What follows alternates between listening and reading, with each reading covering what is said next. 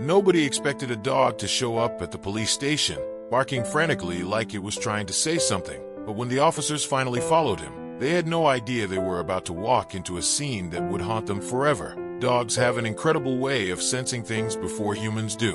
Whether it's danger, love, or loyalty, they just know. But this story, it's something else. When a stray dog desperately begged officers for help, they followed him, only to come face to face with something so horrifying, it sent chills down their spines. What did they find? And how did this brave dog lead them there? Stick around, because this is a story you won't forget. The evening had started off like any other. The police station sat in the middle of town, a modest brick building with a single flickering street lamp outside. Officer Ryan leaned back in his chair, rubbing his temples as he glanced at the clock on the wall. His shift was nearly over, and so far, it had been quiet, too quiet, the kind of quiet that made his instincts itch. He had been on the force long enough to know that in a small town like this, nights could be unpredictable. 1 minute, it was peaceful, the streets empty except for the occasional car rolling past. The next, all hell could break loose. But tonight there was nothing. No calls, no reports, just the hum of the air conditioner and the distant sound of a car passing by. And then, a bark. At first, Ryan barely noticed it. A single bark, sharp and echoing in the still night air.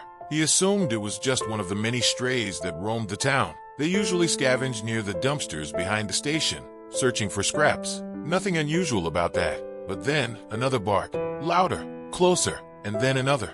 Ryan frowned. This time, the sound wasn't just a bark. It was insistent, almost frantic, the kind of sound that made the hairs on the back of his neck stand up. He pushed himself up from his chair, stretching his arms as he walked toward the station's front door. Maybe the dog had gotten stuck somewhere. Or worse, maybe someone had dumped it outside the station, expecting them to deal with it. Wouldn't be the first time, but as he opened the door and stepped outside, the sight that greeted him made him stop in his tracks. A dog, but not just any dog. A thin, scrappy-looking mutt with patches of dirt covering his fur, ribs slightly visible beneath his matted coat. His ears were perked up, his tail low, but wagging slightly, like he was relieved to finally have someone's attention.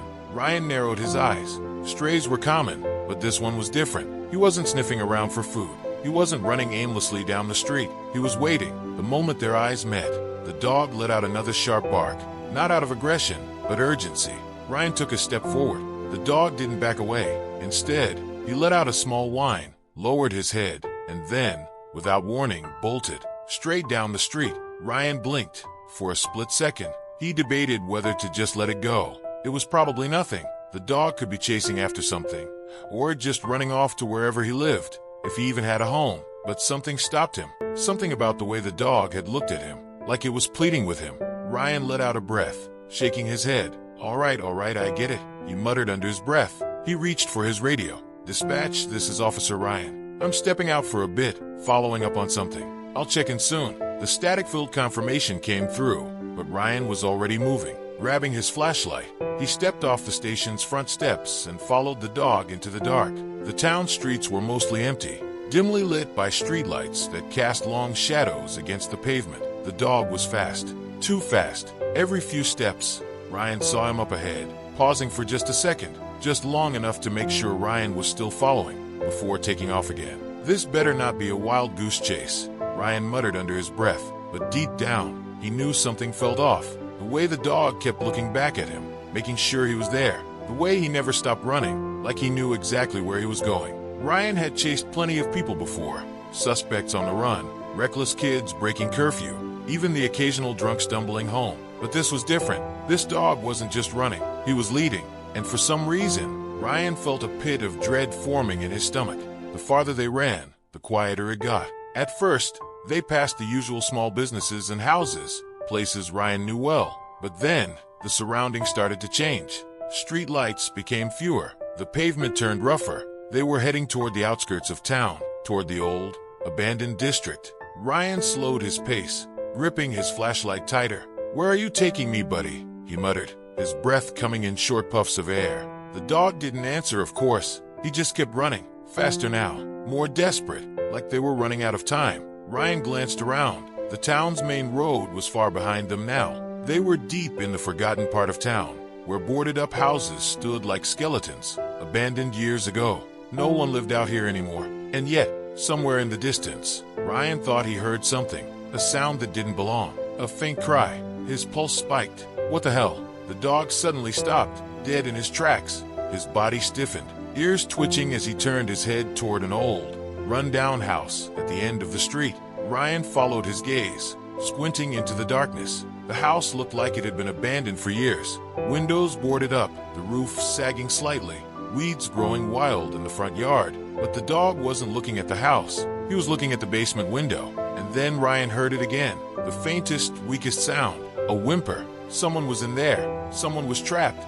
Ryan's grip on his flashlight tightened. His heart pounded against his ribs. The dog turned to look at him, eyes wide, ears alert. And in that moment, Ryan understood. This wasn't just a stray dog running aimlessly through the night. This dog had come to him. He had found the police. He had led them here because someone needed help. Ryan reached for his radio, his voice steady but urgent. "Dispatch, this is Officer Ryan. I need immediate backup at..." He paused, glancing at the rusted street sign nearby, at 14th and Oak. "Possible missing person. Unknown situation. Send units now." The radio crackled. "Copy that, Officer Ryan. Units en route." Ryan exhaled sharply. Then, he reached for his gun. The dog let out a low whine. Ryan gave him a small nod. "I hear them too." Then, stepping carefully, heart thudding in his chest, he made his way toward the house, toward the basement, toward whatever nightmare was waiting inside. The streets had never felt this silent before. Not a single car passing, not a single light flickering in a distant window. Just darkness, just the sound of footsteps crunching against gravel. And the dog, every few steps, he would stop, whip his head around, eyes wide and alert, making sure they were still following. Then, without hesitation, he would keep moving, his nails clicking against the pavement, his body tense with urgency. Ryan and his partner, Officer James Carter, exchanged glances as they followed behind, flashlights cutting through the shadows. "You ever seen a dog act like this?" James asked, keeping his hand near his holster. "Not once," Ryan muttered, his pulse steady, but his mind racing. "He's not lost. He's not scared. He knows exactly where he's going." James let out a slow breath. "That's what worries me." The dog picked up speed, his tail stiff, his posture almost military-like. His ears twitched at every little sound, like he was anticipating something, or someone. The farther they walked, the more uneasy Ryan felt. They were well past the main streets now, moving deeper into the forgotten side of town, the abandoned district, where no one lived, where no one should be. The houses here were nothing more than decaying shells of what they once were. Crumbling walls, broken windows, sagging roofs. The whole area had been left to rot years ago after a factory shutdown forced people to move out. And yet, something about tonight felt different. The air felt charged, as if the darkness itself was holding its breath. Ryan tightened his grip on his flashlight, and then the dog stopped, dead in his tracks. His ears went flat, his tail lowered. Then, ever so slowly, he turned his head toward a house at the very edge of the road. Ryan followed his gaze, and immediately, a cold shiver ran down his spine. The house looked like it had been abandoned for decades. Paint peeled off the walls in long, jagged strips. The windows were boarded up, but barely. Some of the planks hung loose, like someone had pried them open. The front door leaned crookedly on its hinges, as if it had been forced open before. And yet, despite its condition, despite the years of decay, Ryan felt watched. Something was in there. Something was waiting. The dog let out a deep, guttural growl. Ryan's stomach twisted. "We're not alone," he muttered. James nodded, already drawing his gun. The dog took a slow step forward, then another. And then he barked. Not just once. Over and over. Loud. Aggressive. Demanding. Ryan's heart pounded. There was something inside that house. And it wasn't just an abandoned building anymore. It was a crime scene. Ryan inhaled deeply, steeling himself. Then, he pushed the door open. It creaked loudly, the sound echoing into the void beyond. A thick wave of stale air hit him immediately. The smell of mold, dust, and something else. Something rotting. He swallowed hard. His flashlight beam cut through the darkness, revealing an interior that looked like time had forgotten it. Shattered glass littered the floor. A couch, torn open and covered in something dark, sat in the middle of the room. Papers were strewn everywhere, crumpled, torn, some with red stains smeared across them. James stepped in beside him, gun raised. "Jesus!" The dog darted forward, straight past the debris, past the broken furniture, to the basement door. Ryan's pulse spiked. because that's where the smell was coming from. The dog's barks turned frantic now, his nails scraping against the wooden floor as he threw himself against the door, whining, growling, pacing in circles. Ryan and James exchanged a look. James exhaled. There's something down there. Ryan already knew that. He just wasn't sure if it was something they wanted to see. He reached out, tried the knob. Locked. The dog whimpered. James stepped forward, rolling his shoulders back. I got it. Then he raised his leg and kicked. Once, twice. Crack. The door snapped open, and the smell that came rushing out hit them like a fist to the chest. Rot, decay, death.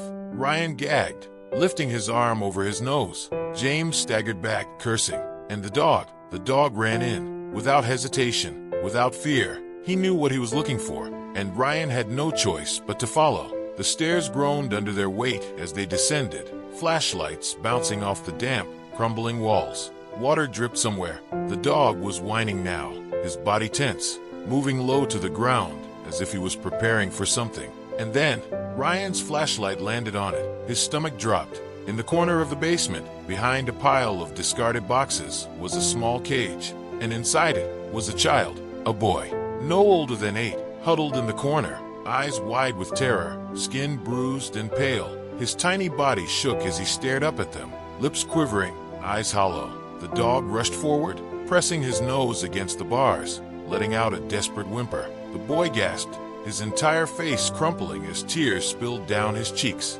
"Buddy," he whispered, and in that moment, Ryan realized this wasn't just any dog. This was his dog. The boy had been taken, and the dog had come to find help. Ryan's chest tightened. He swallowed hard, forcing himself to stay calm. He took a slow step forward, kneeling down. "Hey, kid," he said gently, keeping his voice steady. "It's okay. You're safe now." The boy just stared, and then he pointed. Ryan frowned. "What is it, buddy?" And then, from somewhere in the darkness, a floorboard creaked. Ryan froze. His blood ran ice cold, because the boy wasn't pointing at the dog. He was pointing at something behind them, something that was still here, watching, waiting. Ryan's breath hitched, and then the lights went out. The basement felt alive, not in the comforting way a home should feel, warm, familiar, safe, but in the way something infested feels, like it had absorbed suffering, like it had been watching, waiting, breathing.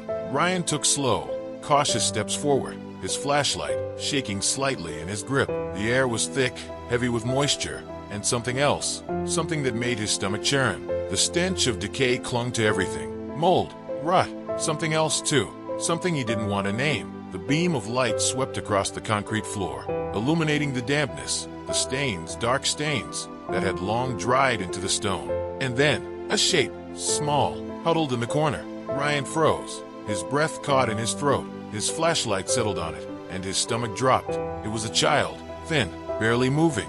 Ryan's entire body went rigid as cold realization slammed into him. The boy was curled up into himself, his fragile arms wrapped around his knees, his body trembling. His clothes, filthy, torn, barely clinging to him, were damp from the cold basement floor. His hair was matted, tangled in knots, and his wrists. Ryan's pulse spiked. The boy's wrists were raw, red, flesh torn from where something had bound him tightly. His breath was shallow, uneven, a faint whisper of life. Ryan could barely process it. A child, a little boy no older than 7, locked away in this pit of darkness, alone, starving, waiting. Ryan's heart pounded so hard it hurt. Then, the dog moved, bolting forward. The loyal creature ran straight to the boy, pressing his body against him, not with hesitation, not with caution, but with fierce, unshakable devotion. His tongue lapped at the child's face, nudging him, whimpering softly, and that's when the boy moved, slowly, weakly, his head lifted, tired, hollow eyes blinking up at them. His lips quivered as if trying to form words, but only one sound came out. "Be buddy," the dog whined, nudging him again, his tail wagging so hard his whole body shook. The boy let out a weak sob, wrapping his small, frail arms around the dog's neck, pressing his face into the animal's fur. Ryan's throat tightened. The dog had been looking for help. For him, James was already calling for an ambulance, his voice tight with urgency. Ryan dropped to his knees beside the boy. "You're safe now," he whispered, his voice thick with emotion. "You're going to be okay." The boy's fingers curled into his dog's fur. Tears ran down his face, but he didn't let go. He held onto that dog, like he was the only thing keeping him tethered to this world. Ryan swallowed the lump in his throat, trying to hold himself together. But then, he looked around, and his blood ran cold. This wasn't just a basement, it was a prison. His flashlight swept across the room again, and this time, he saw it. The walls, not just cracked and damp, but scratched, deep grooves, torn into the stone, as if small fingers had desperately tried to claw their way out. His breath hitched. Some of the markings had dried blood smeared into them. James must have seen it too, because his jaw clenched. Jesus Christ. Ryan turned his gaze downward. Something glinted in the beam of his flashlight. He bent down, his gloved fingers brushing against the surface. Metal, a shackle, attached to a chain, and another one, right next to it. Ryan's stomach flipped. The chain had been cut, or unlocked. His pulse roared in his ears. He stood up fast, shining his light across the room. The walls, the floor, rope, more chains, a mattress in the corner covered in something dark, and then his flashlight landed on a rusty tool bench. Scissors, a knife, a saw. Ryan's body locked up. This wasn't just an abandoned house. This was a holding place, a prison, a hunting ground. The weight of it crushed down on him. This wasn't the first time. Whoever had done this had done it before. And then, the worst realization of all, James stiffened beside him. Ryan already knew. His flashlight swept to the stairs, and his heart dropped. The door, it wasn't open anymore. It was closed, and the air felt different, colder. A chill crept up Ryan's spine, because the boy wasn't looking at them anymore. His hollow eyes had drifted past them. His small chest rose and fell in shallow, uneven breaths. And then, his lips trembled, and he whispered, "He's back." Ryan's blood turned ice cold. James whirled around. His gun was up, his body tense, his stance wide. And then, from somewhere in the darkness above them, a floorboard creaked. Loud, deliberate. Someone else was here. Someone who was watching them. Ryan's entire body went rigid. The dog let out a deep, guttural growl. James reached for his radio. "Dispatch, we have a..." But he didn't get to finish, because from the top of the stairs, the basement door swung open, and the last thing Ryan saw before the lights cut out completely was a shadow moving in the doorway. The sirens pierced the night. A wave of flashing red and blue lights bathed the old house in an eerie glow as squad cars and ambulances came screeching onto the scene. The once abandoned place, silent and forgotten, was now a storm of rushed footsteps, voices shouting orders, radios crackling. But inside the basement, where the darkness still clung to the air like a living thing, all that mattered was the boy and the dog who never gave up on him. Ryan stayed by the boy's side as paramedics rushed in. They worked fast, checking his vitals, wrapping him in warm blankets, speaking to him in soft, reassuring tones. But he barely reacted. He was exhausted, drained beyond anything a child should ever be. And yet, when they tried to lift him onto the stretcher, his small hands clung to the dog's fur. Tight, desperate. "No," he whimpered. His voice was weak, barely above a whisper. "Buddy stays." Ryan's heart clenched. The dog, this loyal, relentless dog, hadn't left his side since the moment they found him, and he wasn't about to now. So Ryan made a call, a simple one. "Let him come," he said, voice firm. "He's not going anywhere." The paramedics exchanged a glance, but didn't argue. So when the ambulance doors shut and the vehicle sped toward the hospital, Buddy was curled up right beside the boy, his head resting protectively against his small, fragile body. Ryan watched them go, something heavy pressing against his chest. And then, he turned back toward the house and felt the full weight of everything. The house was now a crime scene. Officers moved carefully through the wreckage, searching for clues, cataloging every piece of evidence, every horror left behind. Because this wasn't just a random building. This was a hunting ground. The walls told a story. The chains, the scratch marks, the cold, calculated setup of that basement. It was all planned, all prepared, which meant this wasn't the first time. And if they hadn't found it tonight, it wouldn't have been the last. Ryan inhaled sharply, pushing down the rising anger, the sick feeling curling in his gut, because one question burned through his mind. Who did this? And where were they now?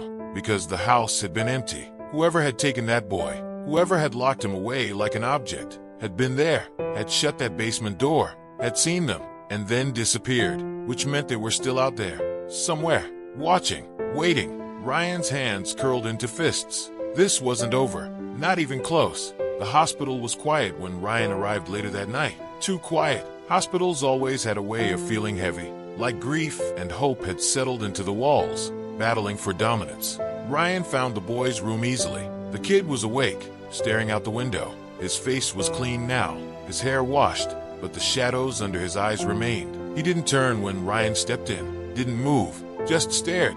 Buddy, of course, was right beside him, curled up on the hospital bed, like he belonged there. Ryan smiled at the sight. "Hey," he said softly, stepping closer. "How you holding up, kid?" The boy finally turned his head. His voice was hoarse when he spoke. "Are they gone?"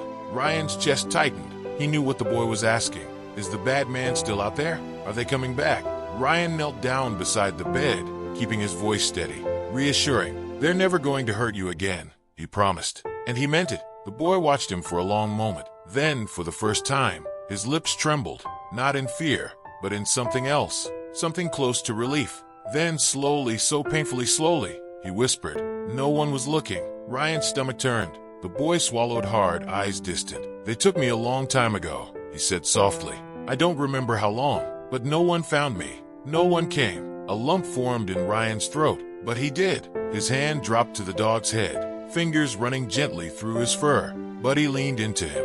Ryan exhaled sharply, his chest aching, because the boy was right. No one had known. No one had been searching. No one had followed the trail back to this place. No one, except for a dog, a stray, a forgotten creature, discarded by the world, just like the boy. And yet, Buddy had known, had refused to give up, had led them straight to the horror that no one else had seen, because he'd never stopped searching, never stopped believing that someone would listen.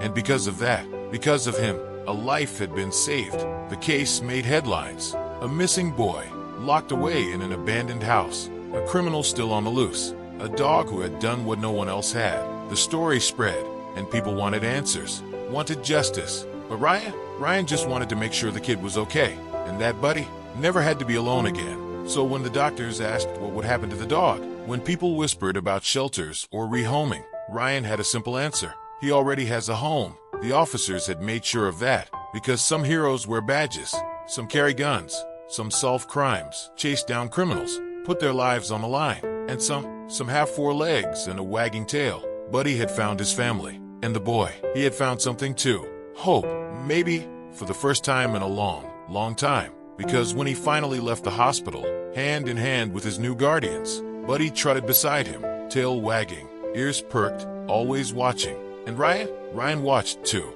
because in the end, this wasn't just about catching the monster that did this. It was about the boy, the dog, the unbreakable bond that had saved them both. And that was something worth believing in. Because sometimes the bravest souls aren't the ones we expect. And sometimes the truest heroes walk on 4 legs. If this story touched your heart, make sure to subscribe for more incredible stories like this.